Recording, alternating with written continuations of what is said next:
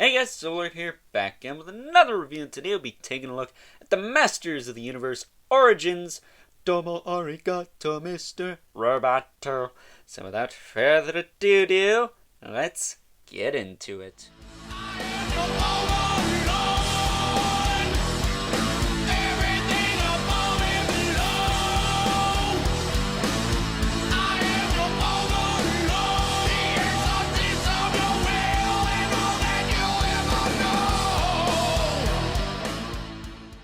Alrighty guys, as I said before, today we are taking a look at Roboto.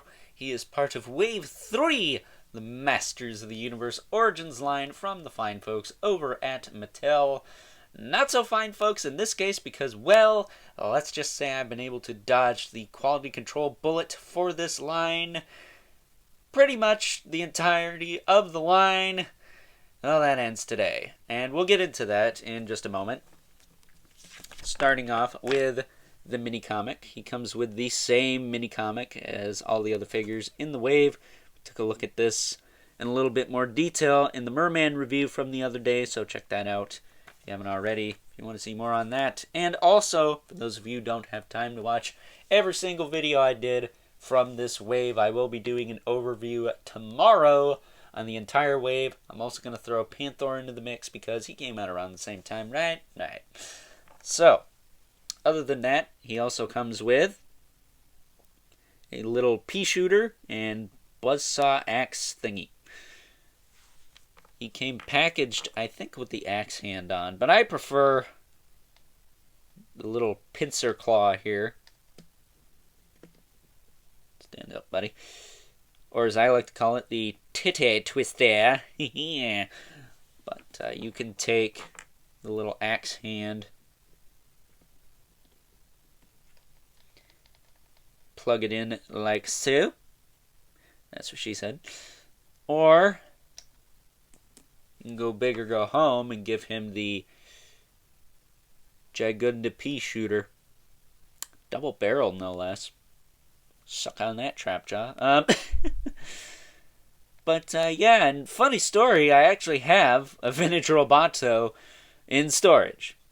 One of these days I will show you guys my vintage MOTU collection when I dig it out again, because like I said in the, I think it was Trapjaw review, I have a lot of the figures I've been taking a look at as far as their vintage counterparts go, and yeah, they're all in storage because these took too damn long to come out. So getting into Roboto here, leaking. He sprung a leak, and there's a reason for that. Articulation, his head will rotate side to side. Pretty straightforward. His shoulders will go in and out, forward and back. He will swivel at the elbow, hinge at the elbow, swivel at the wrist, hinge at the wrist. And for those of you familiar with the Roboto, you know that his whole gimmick kind of revolves around the waist swivel here. So when you swivel his waist,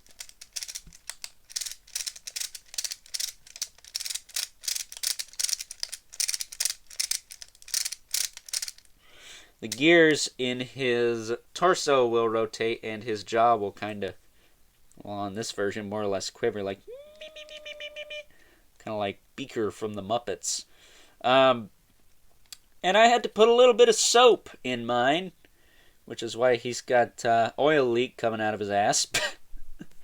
Probably got some crap on my set too, bastard. He was a little jammed, and there's another reason for that.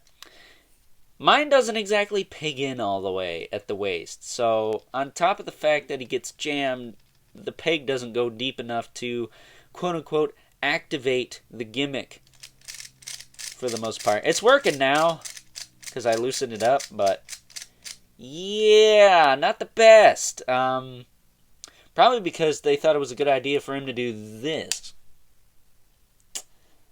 And that's stupid. So, once again, Mattel don't know what the hell they're doing with their own brand. Who knew? But moving on from that, I've already contacted BBTS about this. That's where I got this from. And hopefully they can send a replacement torso, because I don't think I need new legs, because the waist peg, yeah, it's loose, but it's perfectly tight in literally any other torso I've put it into thus far. Manny Faces, Merman, I think even Zodak, just to test out and see how tight it was in other figures. So if I get a torso that's worth the shit, might actually resolve that problem. And maybe get a paper towel and clean him up after. Ugh. But his hips kick out to the side, move forward and back. He's got a swivel at the knee, hinge at the knee, swivel at the boot, hinge at the foot, and a rocker. Not a whole lot of range. Like I said in the trap jaw video, I think if they spread the cuff out on the ankles, it'd be a little bit easier to move. Man, he is leaking all over the place. He's a robot, though, so I guess oil leaks are common, right? I'll be sure to clean him up before the overview. Yeah, it's everywhere. At least it's just soap. My review set will be nice and clean after this video. So, yeah. That sucks. Not gonna lie. Hopefully, again, I can get that resolved, whether it's through BBTS or Mattel themselves. God forbid. But we will try. I will do my due diligence, and I will give you guys an update in the future on that one. But here he is next to Man-at-Arms and Beast-Man, who, again, looks taller. It's kind of weird. There you go. And then, we have Zodak, who I looked at yesterday. Merman, as I said, I looked at him on Monday, I believe. I think I said Monday. And then, last but not least, our crown's falling off. Here we go. We have She-Ra. Now there's a little soap over there. Yeah, pretty diverse wave, I think. I don't think this is a bad wave. It's just my Roboto sucks. Take that as you will. I have no mad hate for Roboto. In fact, he's probably one of my favorite masters in general. I always thought he was cool aesthetically. I like me some robots. But yeah, that waist is just no bueno. No bueno. And it kind of makes me sour towards the modular aspect of this line. I don't think that's necessary, and they should just drop it. But that's just my opinion. And of course, here he is next to Spawn. And because this review ain't a train wreck already, Brother Mandibulus without his right arm. Because, well, when I go to bend it at the elbow, it does this. Now, luckily, I contacted Four Horsemen about this about 2 weeks ago now. And they have the part. They are going to send it to me. They're just busy filling up, or fulfilling, I should say, in-stock sale orders. So, patience is a virtue, even though mine's been tested a lot. But I'm willing to wait for that, because it's guaranteed. When things are guaranteed, I'm more willing to wait. Kind of like Kickstarter Spawn. So, with that being said, yeah, I would recommend this guy if you are picking up this line, but at the same time, buyer beware. Yours could suck too. So, you know, keep that in mind. And if anyone knows how to, quote-unquote, fix this guy, make his waist tight again, and get his gimmick working as good as it could, without busting his ass open like an Easter egg, please let me know in the comments below. But with that being said, I hope you guys enjoyed this review, or found some enjoyment in it anyways. Like I said, it's kind of like a train wreck going off the rails, straight off the bridge, and plunging into a nearby river, and exploding, because why not?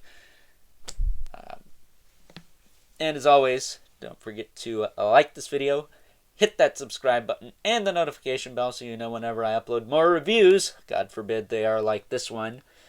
because you guys know me. I try to be relatively positive yet nitpicky, so you know what's up with figures.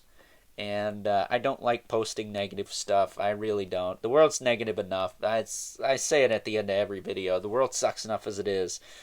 And, I know some people are going to be all, well, at least you got it. And I feel that way too. But at the same time, when you hunt for something or you just wait for something, you anticipate it, and you finally get it, and it's not as good as you wanted it to be, or it's not as good as it should be, at least in this case.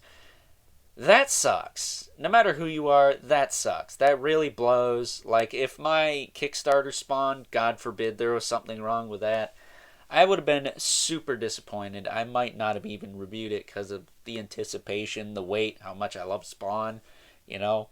I mean, God forbid anyone else has that kind of problem, but you know what I mean. Just an example. But with that being said, don't forget to leave a comment in the comment section below. Let me know if you're having the same problems with this guy or if you know how to fix them, like I said earlier.